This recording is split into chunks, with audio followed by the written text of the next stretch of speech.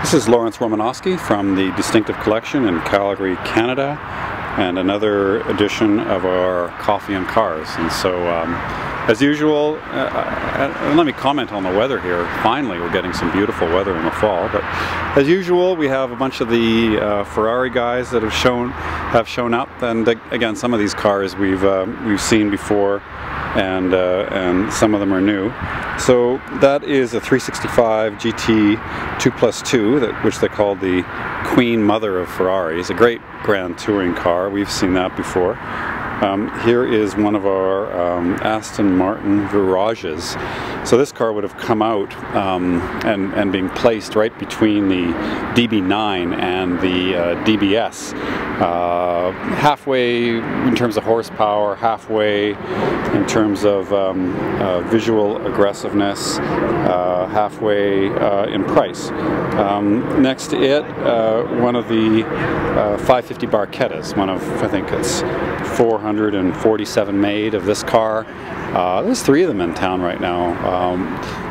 Gorgeous fair weather car. The top's kind of like a tent, and this car was built to celebrate the 40th anniversary of Pininfarina.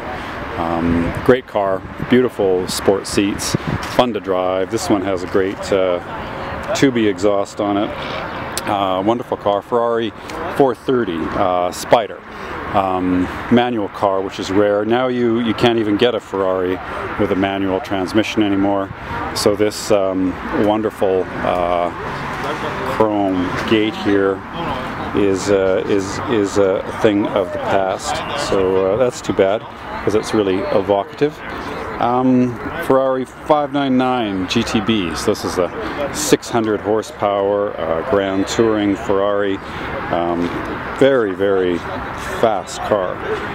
At the racetrack, at our racetrack at Race City, where a quick car gets to 200 kilometers at the end of the straight, and a really quick car, Porsche turbos, you know, 430 Ferraris, they might get to 235, 240. This thing will do like 265 at the end of the straight. Next to it, a new 458 Ferrari. So this is state of the art in sports cars right now. It's compared. You know, we were wondering what would happen when the McLaren came out and when they were road tested together. And the consensus is that this is not only empirically does the best numbers, but kind of in a different league with the McLaren in terms of driving involvement and excitement and so forth, as you'd expect from a Ferrari. But state of the art in sports cars right now, Ferrari 458.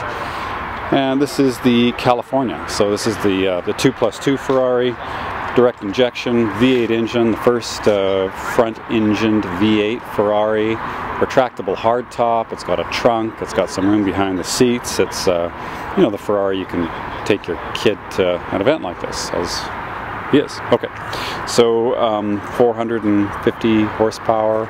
It's a great car. Dual clutch transmission. The first Ferrari with that.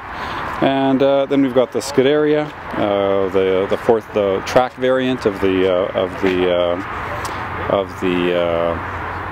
430 range, light and stiffened, super raw.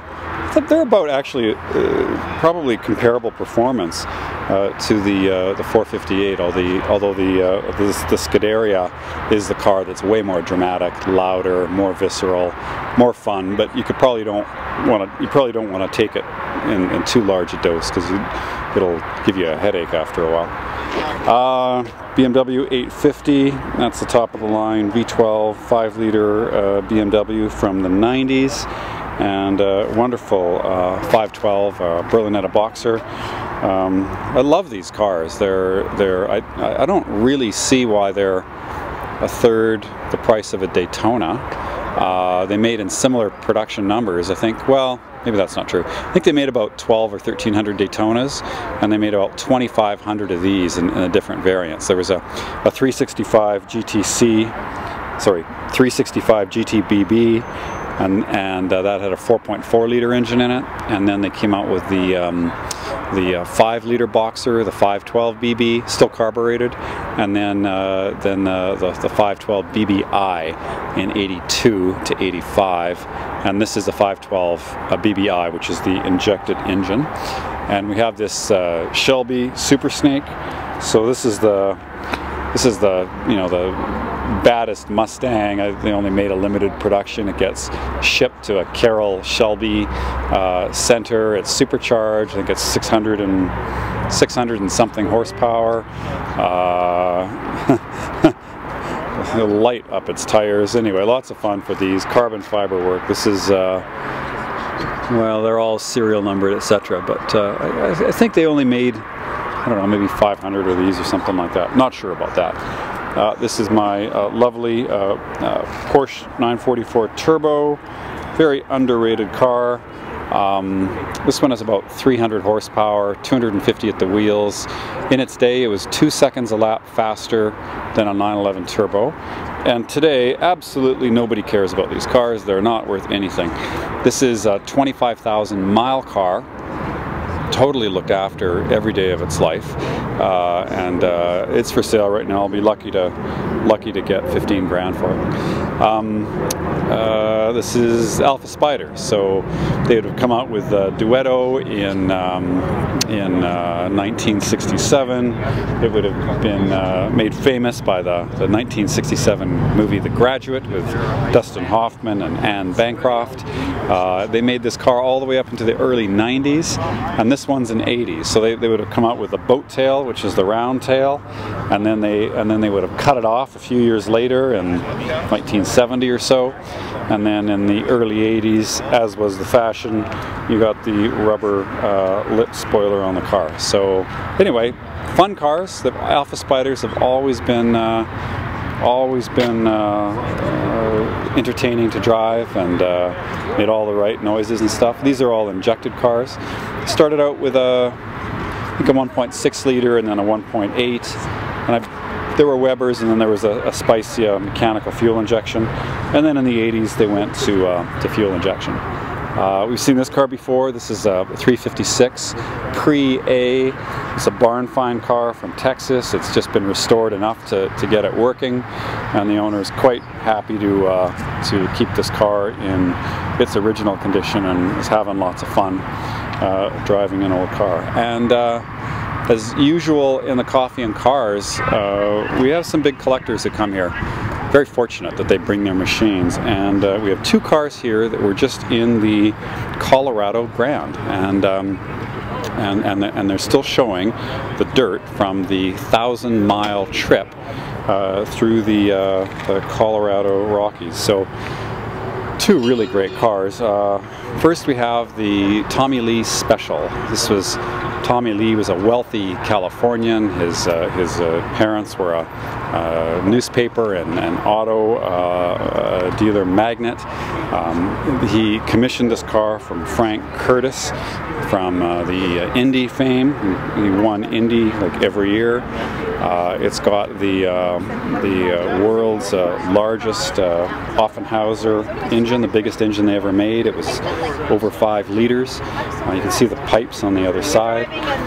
He commissioned the car. He wanted the fenders like a cord, and they actually are fenders, and the rear end like an Auburn Speedster, and then he wanted to be able to unbolt the fenders for taking it to the dry lakes.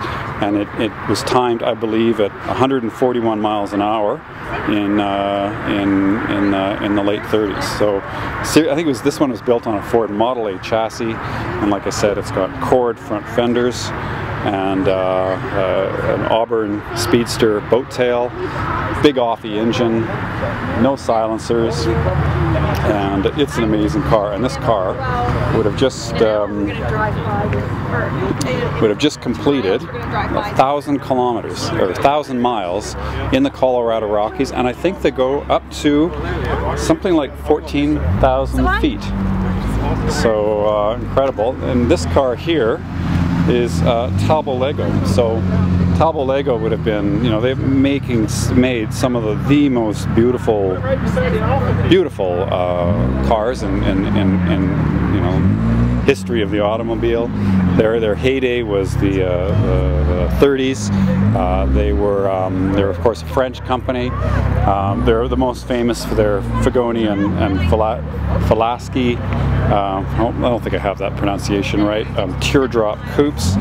And then, as with all of these French the coach-built cars, these glamorous Bugattis and Talbot Legos and Delahaye's and Delages, the French dramatically changed their taxation, and coupled that with the Great Depression and so on, that made it really uneconomic to make these cars. So they all struggled post-war.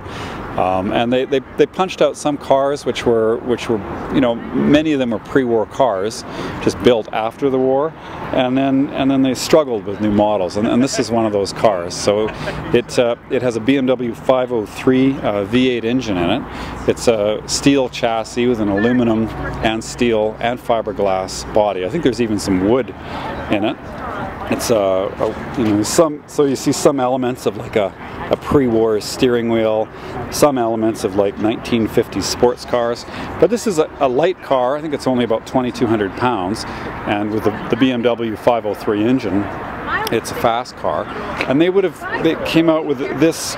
They called this car a Grand Sport Hassan, and then it had the racing twin cam Talbot Lego engine in it, and then they made it with the BMW 503 engine in it, which I think they called an America, and then finally I think they made it with even a Ford flathead V8 engine in it. And but they only made cars that looked like this. They only would have made maybe 30 cars, 35 cars, and then finally I think that they had to wind down the company just because it was the economic conditions were too rough. And I think that ZF, the transmission maker, actually finally put them out of business. To have these two Colorado Grand cars is really something quite special. So anyway, Lawrence Romanosky, the Distinctive Collection from Calgary, Canada, and one of the latest coffee and cars we'll do this year. So the weather's going to turn soon. So anyway, I really appreciate everybody coming and sharing their cars.